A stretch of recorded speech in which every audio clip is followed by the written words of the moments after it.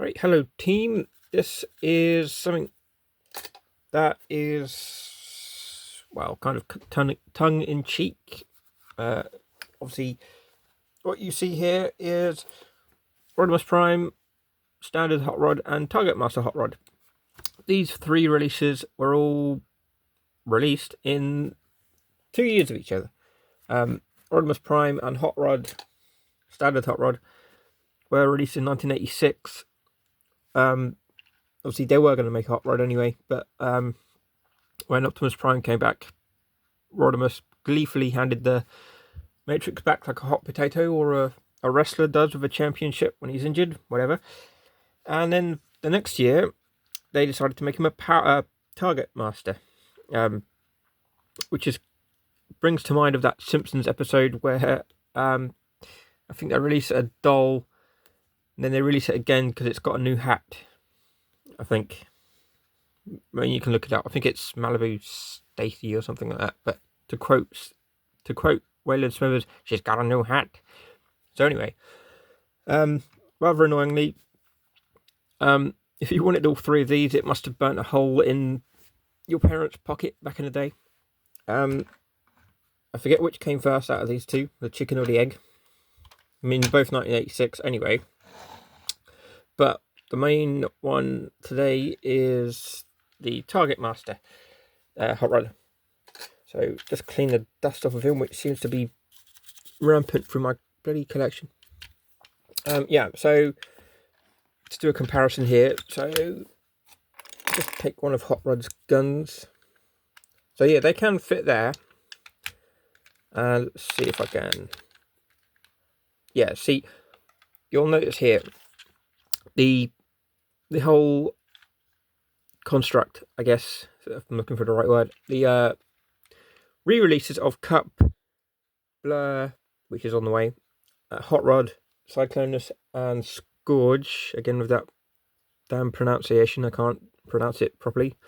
They were re-released with, on a couple of instances, a new peg hole to put the Targetmaster on. But Hot Rod was covered on that respect because, as you just seen, they're pretty much in the same place. The only difference is they had to be extended a little bit, and for their hands a little bit too. Their hands had to be widened a little bit, which is kind of cheeky. Like I said in one of my posts, I just got Cyclonus and Scourge. I'm going to say Scourge. Just a few days ago, and I got Blur coming on the way, and I'll be honest, I'll be a complete nerd, it bothered me that I didn't have the complete set of Target Masters. I got the other three, which were Crosshairs, Point Blank, and Sure Shot, and the Decepticons, Misfire, Trigger Happy, and Slugslinger, with their respective partners. Didn't have the other couple. Well, I'll backtrack for a minute. This one I got in 2022, December 2022. I literally almost risked my life out in the snow that day. I was going to go to one place and I ended up going to another on the slippery ice, and I ended up buying this. So I literally risked my life for that one. But I got it. I resisted it for a while because I stupidly thought, well, I've got this one. Don't need that one with the additional of that, but thinking changes over time, so I digress from that. So basically the transformation is the same. What's different is his little gun. I just want to mention that it's dusty as well. I've noticed all the Autobot Target Masters have the screw-in legs, so it's unbreakable. I mean, you can see a little line there, I guess. But you pick someone like Decepticons Fracas, their legs come right off. The same goes for the other Decepticon ones as well. The second year of Target Masters are a little different. There's not a lot of thought going into their little transformation.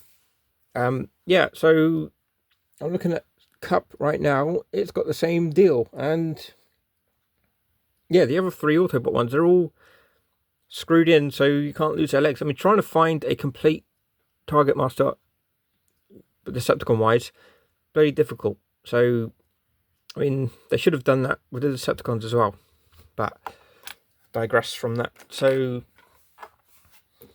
just move a couple of things out the way. So yes, basically the transformation is the same. Not much difference from the previous year's release.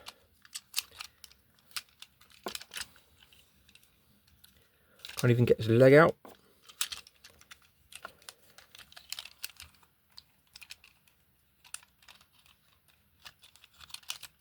There we go. Yeah, his feet are a bit loose, so we'll do that last. Yeah, the only issue here is he hasn't got much arm rotation. That's it. That's his elbows. So that will fix into here eventually. And to secure his head down, we will put that there. You can hear the clip.